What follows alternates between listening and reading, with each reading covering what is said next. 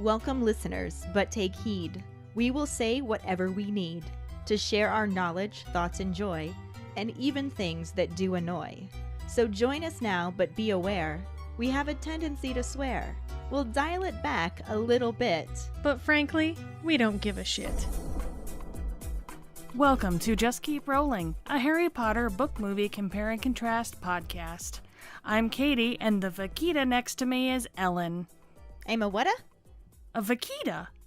They are the smallest, and I would argue the cutest cetacean. The cutest what-tation?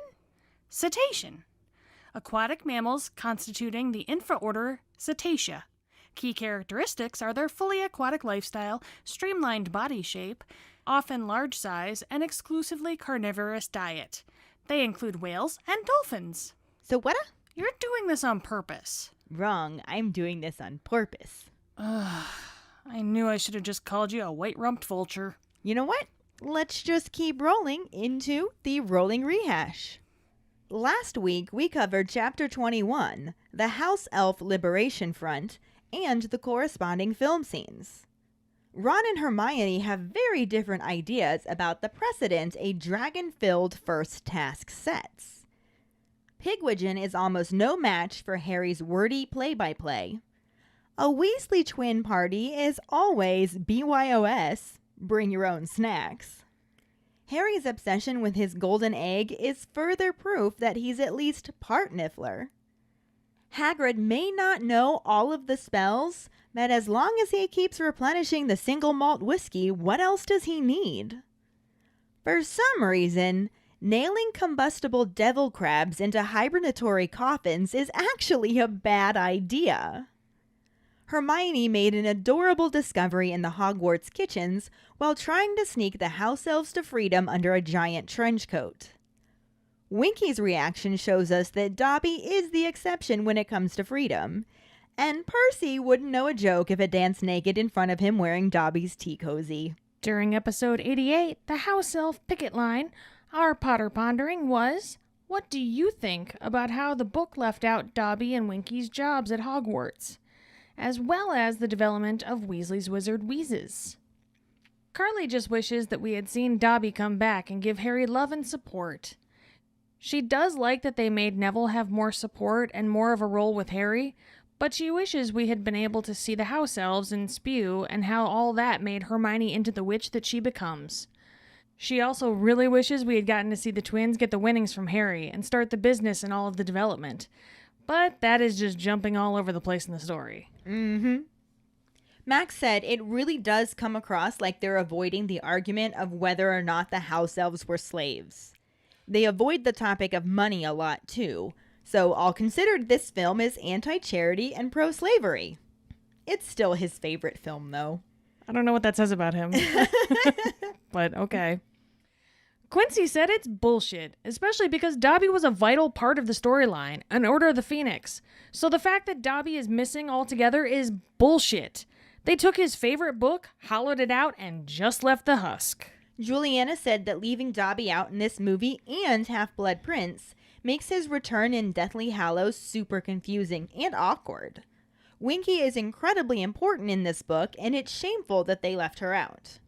We do see the twins trying to get some money via gambling on the Quad Wizard tournament, but it's never really explained why they want extra money.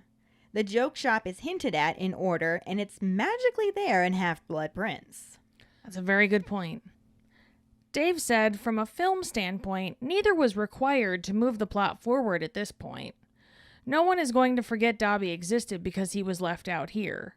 And movie watchers never knew Winky existed, standing erect or limp. So leaving her out here made no difference. Forge and Gred were known to be pranksters, so later when they said they were opening a joke shop, it was no surprise. Yeah, it's kind of a non sequitur, I feel. A little bit. I agree. Our trivia question last week was, what was the Gryffindor password changed to during the holiday season? The password was changed to fairy lights. Unless, of course, the fat lady is drunk, and then it's Larry Fights. Well, there's that too. But congratulations goes to Mike Riley. Woohoo! He has officially set a new record at 9 weeks straight. Yay, Mike!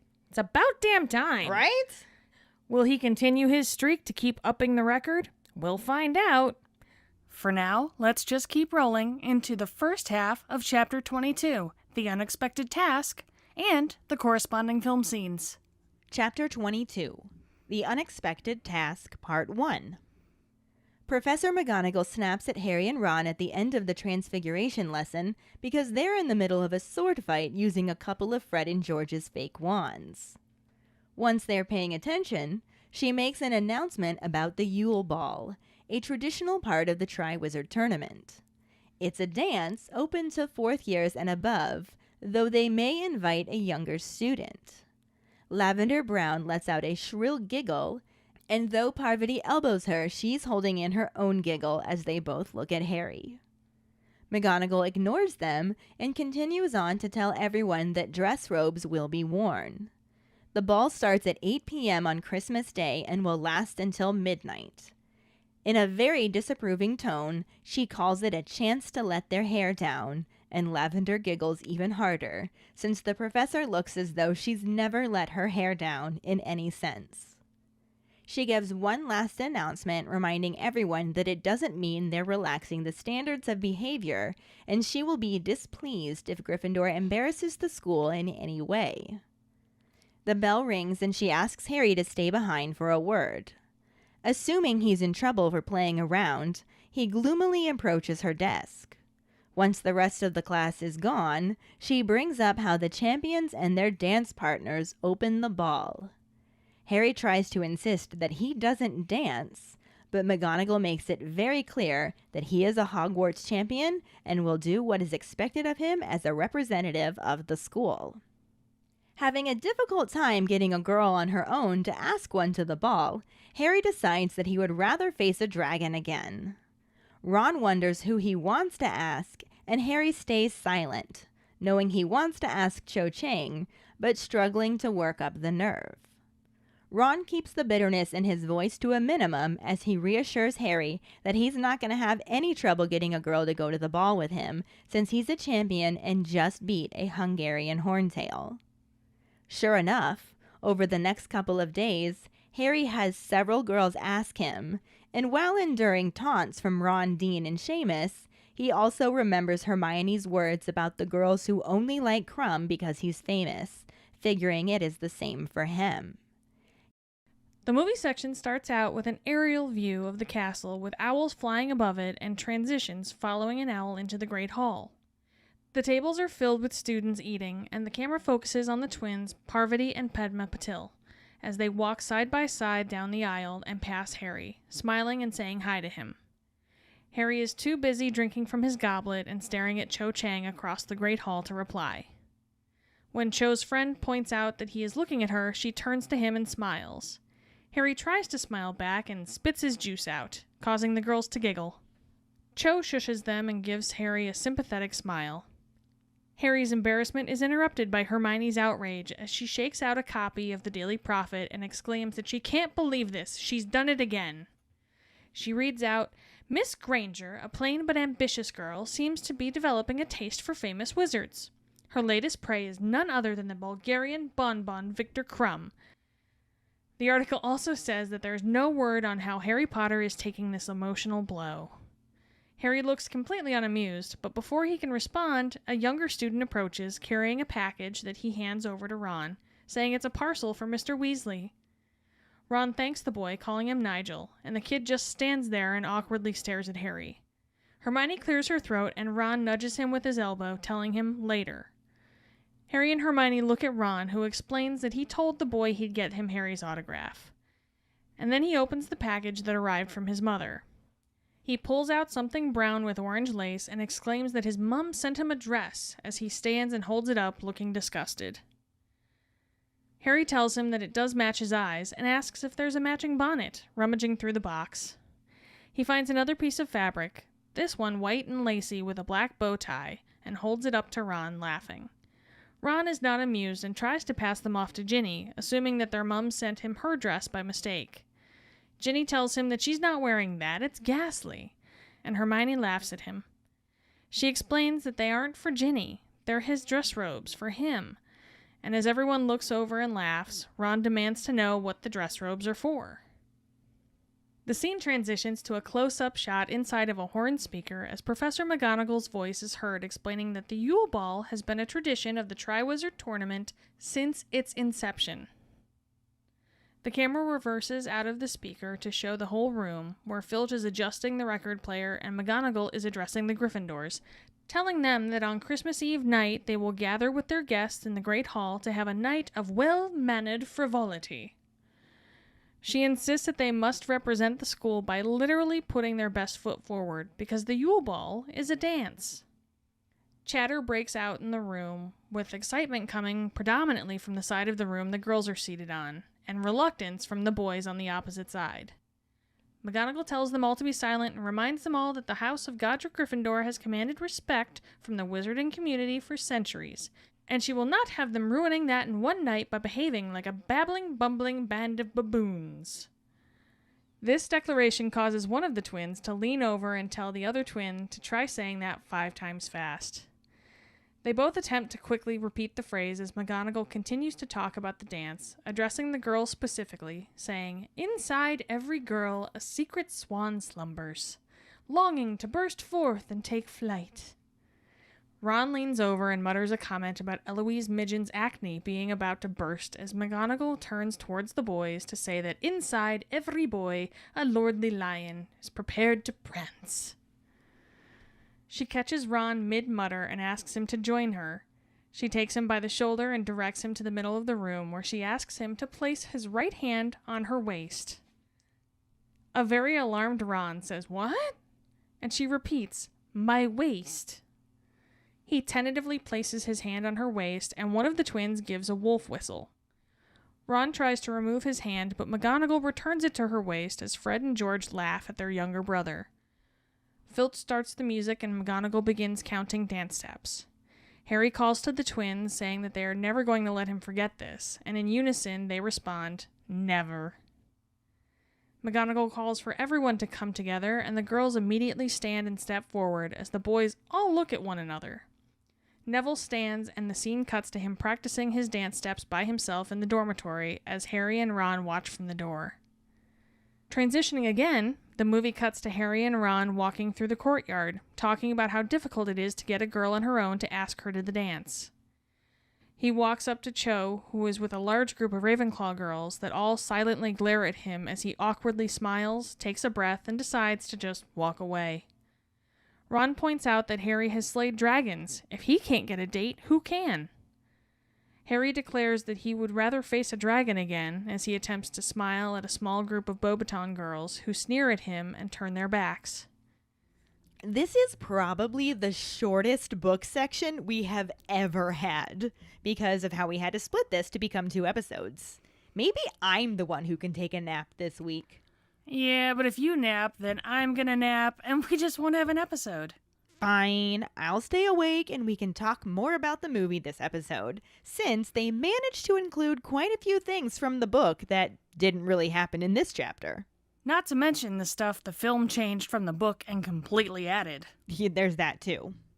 The book starts out with Harry and Ron having a sword fight with some of Fred and George's fake wands in the back of Transfiguration when Professor McGonagall calls for them to pay attention. I'm sorry, but a sword fight with their wands, that just sounds dirty. Everything sounds dirty to you. That's a very good point. And absolutely true. But once she has their attention, along with the other students, she announces that there is going to be a Yule Ball, which is a traditional part of the Quad Wizard tournament. She tells them that it's open to 4th year students and above, but they may bring a younger student if they like. The movie basically starts on this information too, though it's set up a little differently. It starts out with an aerial view of the castle that kind of gives me a bit of vertigo, if I'm being honest, but luckily it transitions to the interior of the Great Hall at breakfast. The tables are filled with students eating, and the camera focuses on the Pottle twins as they walk side by side down the aisle and pass Harry, smiling and saying hi to him concurrently. Sorry, girls. You're good, but you're no Gredenforge. But who is? It's very true. Oblivious as always, Harry barely notices as he takes a drink from his goblet and catches sight of Cho Chang across the hall. Cho Chang! Cho's friend points out that he is looking at her, so she turns and gives him a shy smile. Harry tries to smile back, but forgets about the mouthful of juice he's currently harboring.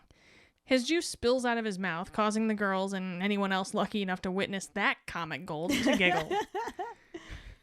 Cho shushes them and gives Harry a sympathetic smile, while Harry wishes once again that the earth would just swallow him up.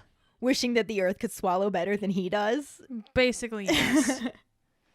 Harry is distracted from his teenage embarrassment by Hermione's eyebrows. I mean, outrage. Sorry. They're so easily confused. They really are. She loudly and emphatically shakes out her copy of the Daily Prophet, exclaiming that she can't believe this. She's done it again! Meanwhile, everyone else is wondering what is so unbelievable. Trash Rita writes trash. It's kind of her thing. I believe it. See? Anyway, Hermione begins to read the article out loud to the entirety of the surrounding area. Pro tip, Granger, if you don't want more attention drawn to the puff piece written about you, maybe don't help its exposure along by shouting about it in the middle of the Great Hall. Like, just tone it down, Hermie. She should have banned it. Really? That would get people to ignore it. Really? Oh, I'm sorry. I'm jumping ahead in the story. A little bit. But this is also very different than her reaction from the article in the book, as her attitude there was to just ignore it. The article in the movie also delivers a few backhanded compliments instead of the book's version, which was actually complimentary towards Hermione. Mm-hmm. But it also had a rather large dose of flowery teen angst that really has everyone wondering if it was actually written by Lavender Brown. Miss Granger, a plain but ambitious girl, seems to be developing a taste for famous wizards.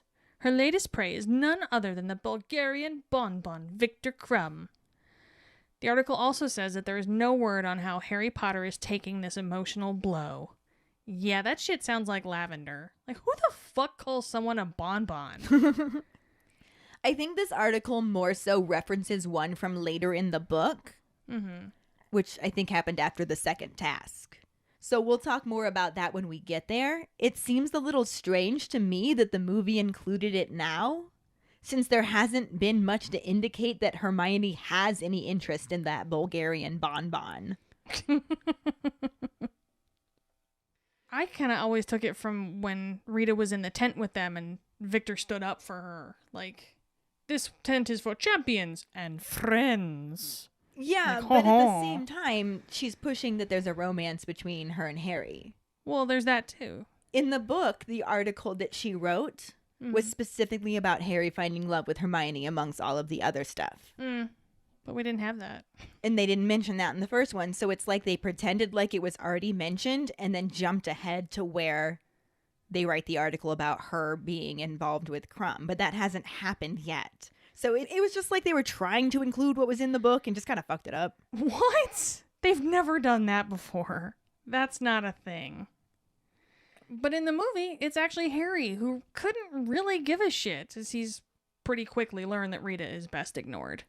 Yeah, it did kind of flip-flop Harry and Hermione's reaction to Trash Rita's gutter journalism. But side note, I love the visual of the layout of the Daily Prophet articles, but I would get such a headache trying to read them. I feel like it would mimic motion sickness while holding totally still. Makes me a little vomity just to think about it.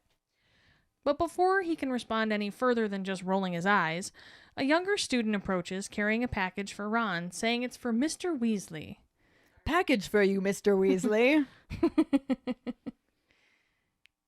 Ron says, "Thank you, Nigel," and the boy just stands there staring at Harry in a creepy Children of the Corn kind of way.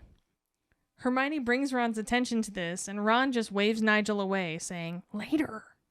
Chill the fuck out, dude.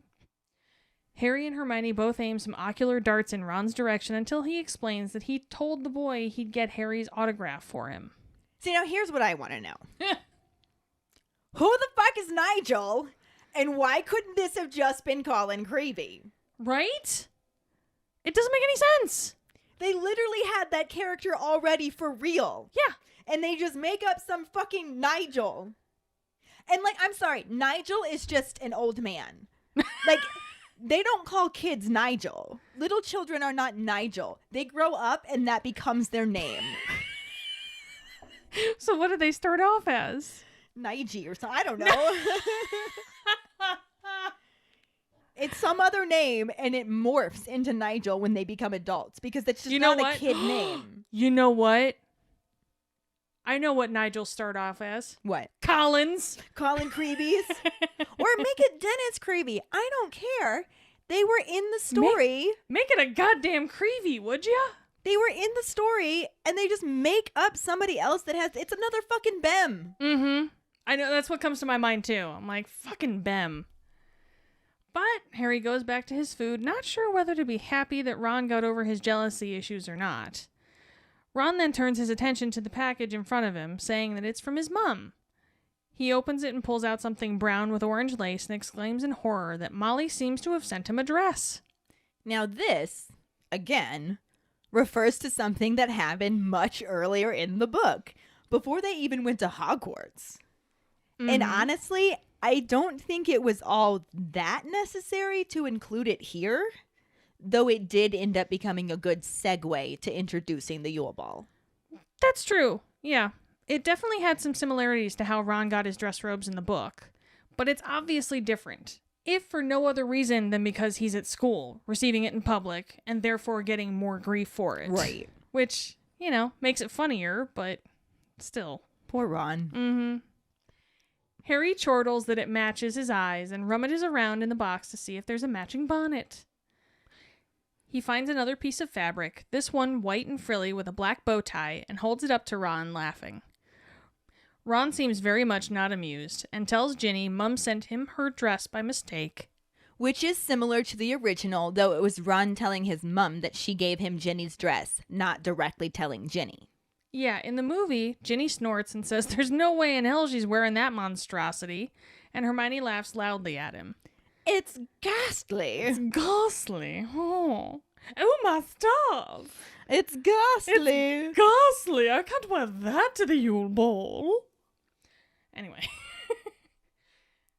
Hermione tells him that they are dress robes, which, again, being Muggle-born, is something she knows all about. All about. All about. I'm sure she read about it. In Hogwarts of History. Or something else.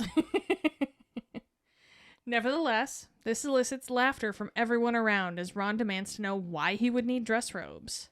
Cue the transition to telling us about the Yule Ball. Yep, it's almost like that was planned. Right? Segues galore. The scene transitions to a close-up shot inside Audrey 2's mouth. Oh, wait. That's a giant-ass gramophone. My bad. Professor McGonagall begins explaining the history of the Yule Ball to a group of largely uninterested Gryffindors. She's getting irritated with Filch, who is messing with the record player, while telling them that on Christmas Eve night, they will get together with the rest of the school, plus Beauxbaton and Durmstrang, in the Great Hall, to have a night of well-mannered frivolity. I love her speech in this. I know. I love it. It's so great. Being ripe in their adolescent years, they, of course, have no idea what this means, though. So now, the book and the movie are lining back up again, though the details are different, since McGonagall is making this announcement in her classroom to the fourth-year Gryffindors, not to all of the Gryffindors at once. In the book, Lavender giggles, and Parvati elbows her and holds in her own giggle, and they both look at Harry. Professor McGonagall ignores them and tells the class that dress robes will be worn and the ball will be held from 8 o'clock till midnight on Christmas Day. This is sort of reminiscent of how Parvati and Padma are the ones looking at Harry and attempting to twin tandem talk to him. Attempting to, because they're not quite Gred and Forge. Well, yes. McGonagall tells the class in a disapproving tone that the Yule Ball is a chance to let their hair down, but that she still expects them to hold the high standards of Hogwarts students, and that she will be very disappointed if any Gryffindor student embarrasses the school in any way. Basically guaranteeing that every student will embarrass the school in every way. At least some way. Most of the ways, yes. All of the ways. In the movie, she insists that they must represent the school by literally putting their best foot forward, because the Yule Ball is not a school-wide game of dodgeball or a giant ball pit, as they were hoping, but a dance. But a dance. Dance. Chatter breaks out in the room. The girls seem extremely excited, while the boys seem as though they've just been told what a prostate exam is. Because even in magic schools, this reaction is universal. Yep. I would imagine so. It's my guess, yes. McGonagall shushes the din by reminding the students that they had better take this shit seriously, because Gryffindors are meant to be classy, respected bitches. And she is not going to put up with them fucking that up in one night by behaving like a babbling, bumbling band of baboons. And as long as I live, Maggie Smith's delivery of that line will always be a highlight. It is absolutely amazing, even if it wasn't originally in the book. That's one of those things you can add it all you fucking want. Right. It's one of those very few times where I'm like, you know what? I Worth approve. it. I super approve of that. This declaration causes one of the twins, obviously it's Fred. George. Fred. Ah, fuck. Oh, one of the twins to lean over and tell the other twin to try saying that 5 times fast. And don't lie, y'all did the same thing at some point. Babbling, bumbling band of baboons. Babbling, bumbling band of baboons. Babbling, bumbling band of baboons. Babbling, bumbling band of baboons. Babbling, bumbling band of baboons. I lost it. I messed it up one of those times too. That was fun, though. While attempting the tongue twister, McGonagall continues to wax lyrical about the Yule Ball, saying that inside every girl a secret swan slumbers, longing to burst forth and take flight. Secret swan slumbers is also fun. Especially in her Scottish accent. I'm not going to try. No, you shouldn't. I'm not going to try. I also will not. But I love saying it with her when I'm watching the movie. Right. So there's that. I find accents easier to imitate immediately after hearing them. Mm-hmm. But then if I just try to jump in and do an accent, it's not good. Yeah. And trying to do it on this podcast, even though we're like in my basement, nobody else is here but us. We sound ridiculous. I know that people are going to hear it and I get really nervous and I fuck it up. I still try and then you laugh at me and you're like, don't do that. Only your Irish accent. That's the only one that makes me giggle. It's rough. It's a little rough. Like one word comes through sounding semi-Irish out of a whole sentence. It's great. But anyway. Moving on. Ron leans over, makes a shitty comment about Eloise Midgen's acne being about to burst as McGonagall turns towards the boys and says that inside every boy a lordly lion prepared to prance. I would have gone with lordly lion prepared to leap, but then the prepared to prance, you got lordly lion and prepared to prance, so it's like double alliteration. But maybe a lordly lion longing to leap? I mean, that would work too. I just wanted more alliteration. I kind of wish she honestly would have just cut out the prepared to, and it's just like, a lordly lion leaps. Like, I feel like, or a lordly lion prances. Like, that just feels better to me. Or a lordly lion longing to leap. There we go. Something. Because she said longing to burst forth. But yeah, true. They had secret swan slumbers, and they only got lordly lion. They needed another L in there for it to be complete. I mean, we're all about the alliteration, so... Always alliteration. Absolutely. Fuck you.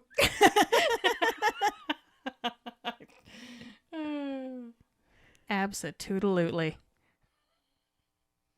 In other news, Ron and his comments about Eloise Midgen can go fuck themselves. It makes me so mad. What a dick. Honestly, I think it's partially too because I read a fan fiction once about Eloise Midgen and it made me love her like a lot, even though she's not really mentioned in the books. I just love her. So it makes me mad that Ron is mean. It just makes me mad that Ron was mean. Mm-hmm. McGonagall catches Ron mid-mutter, and because she is a badass who knows how to handle kids being dicks, she calls him to join her in the middle of the room. I love this part. Yes.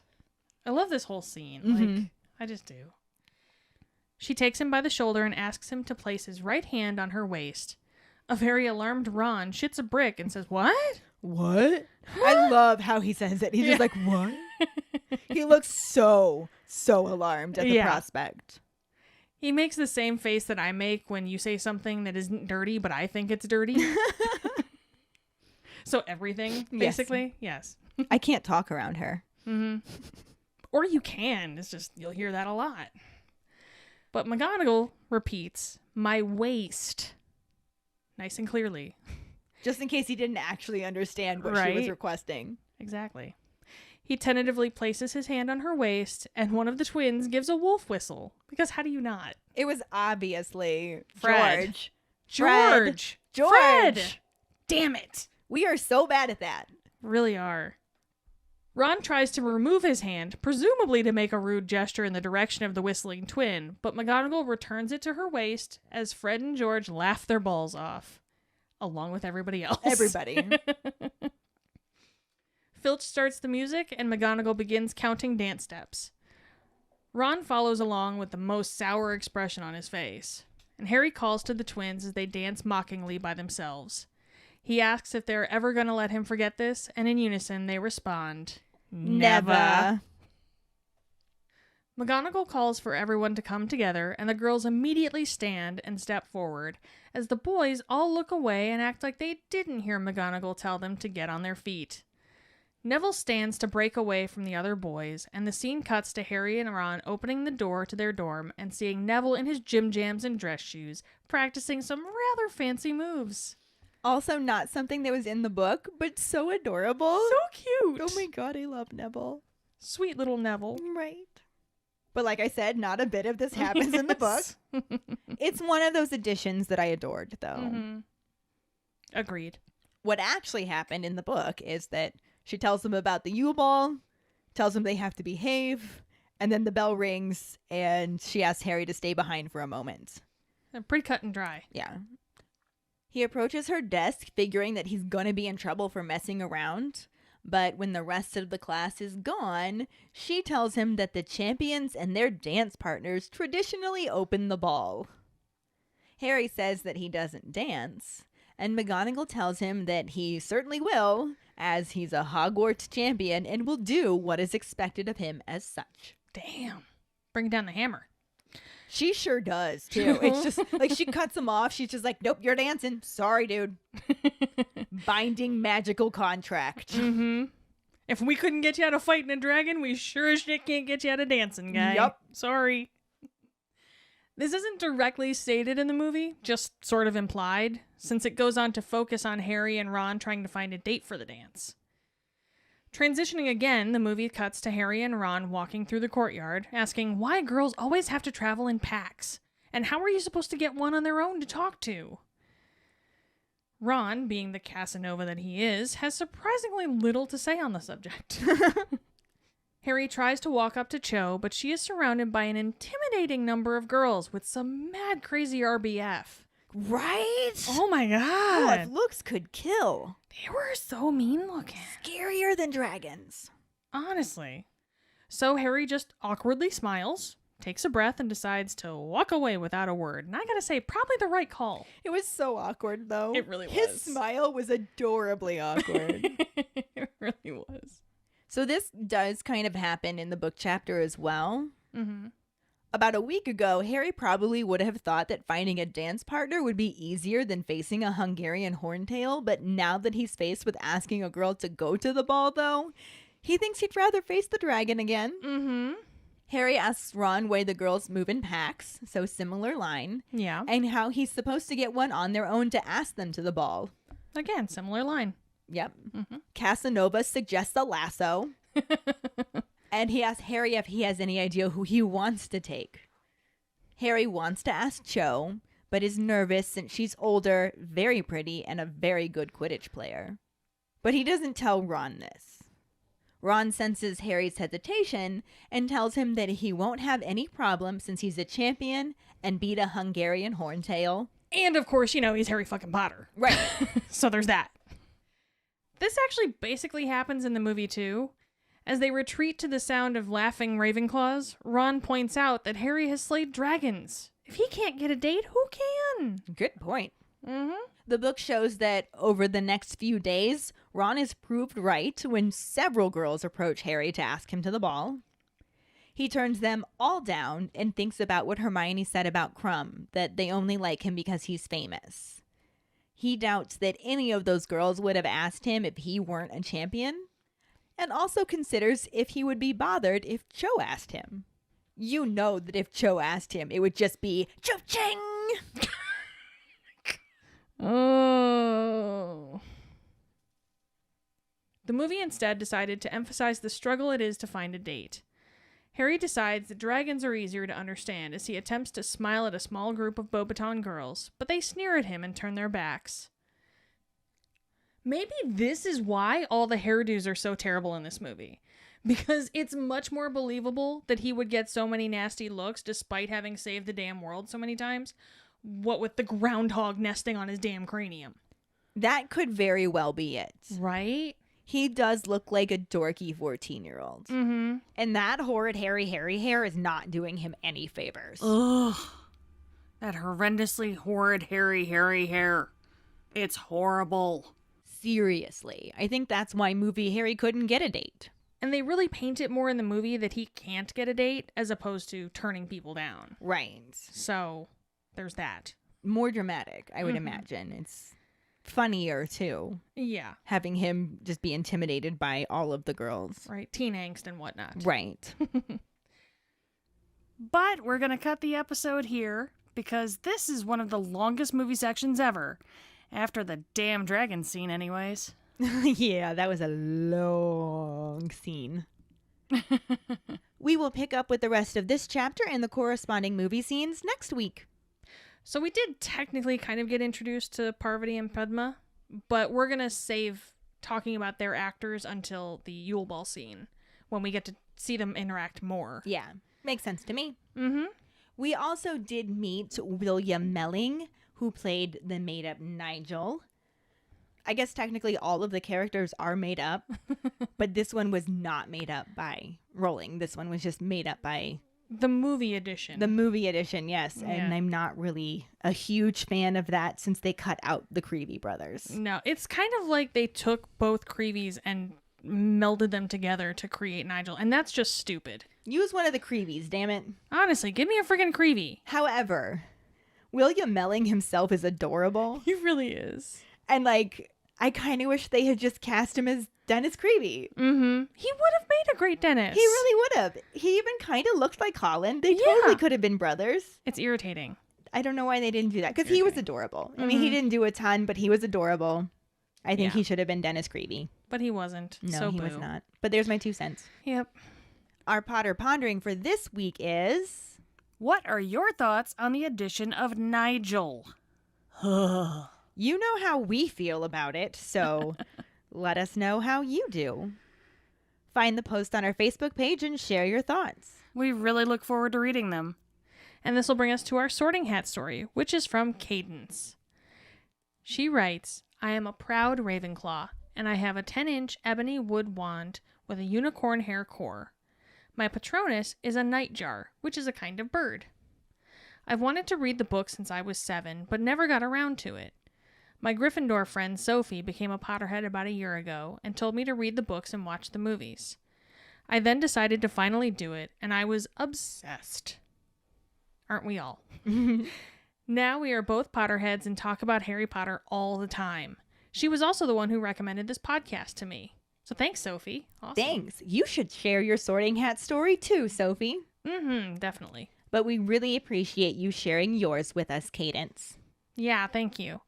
And if any of you other keepers, like Sophie, out there listening would like us to read your Sorting Hat story on a future episode, you can email it to us at justkeeprolling@gmail.com. Let us know your house, wand, Patronus, how you got into Harry Potter, and anything else you might want to share with us. Or you can message it to us over social media, which is actually what Cadence did. Mm-hmm. And now for the trivia question, which is, what does Harry forget to add to his potion which earns him bottom marks? The first one who responds with a correct answer in the code word #OhWell will get a sticker. Another way to get a sticker is to rate and review us through iTunes or Facebook. Make sure to email us at justkeeprolling@gmail.com to let us know you did, and we'll get back to you to figure out which sticker you want and where to send it. Don't forget to find us and follow us on Facebook at JKR Podcast and Twitter and Instagram at Just Keep Rolling. Following us on Podbean at justkeeprolling.podbean.com will get you the episode as early as possible and give you a leg up in answering the trivia question. Make sure to check out our website at justkeeprolling.com. And don't forget to subscribe to our YouTube channel. If you would like to help us continue creating more content, you can support us as a patron and get extra perks on patreon.com/justkeeprolling. As always, any support you can give is greatly appreciated. And join us next week when we talk about the second half of Chapter 22, the unexpected task and the corresponding film scenes. Thanks for listening. We hope you hear us again.